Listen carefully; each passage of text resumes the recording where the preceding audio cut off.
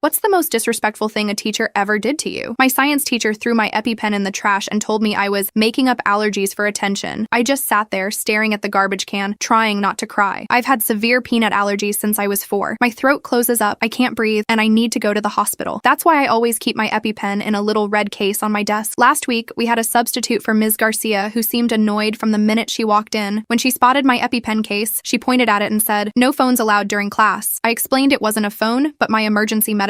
She didn't believe me. She rolled her eyes and said, "Sure it is." The girl next to me, Zoe, tried to back me up. It's true, she needs it if she has an allergic reaction, but the teacher just talked over her. I've been teaching for 27 years, and I know when kids are lying to use their phones, she snapped. Then she marched over, grabbed the case, and opened it. My stomach dropped when she pulled out my EpiPen. She turned it over in her hands like it was some weird toy. "What's this supposed to be?" "It's my EpiPen," I said, my voice getting shaky. "I'm allergic to peanuts. If I eat them by accident, I need that to breathe." She laughed. Actually laughed. Kids these days think they're allergic to everything. When I was young, we didn't have all these made-up conditions. Before I could stop her, she tossed my EpiPen into the trash can across the room. It made a little thud when it hit the bottom. The whole class went quiet. Nobody moved. Nobody breathed. I felt my face burning as I stood up. "I need that back. My parents will have to pay $600 for a new one." "Sit down," she barked. "You can dig through the trash after class if it's so important." I didn't know what to do. My hands were sweating, and I couldn't focus on anything she was saying for the rest of class. When the bell rang, I rushed to the trash can. It was filled with soggy paper towels,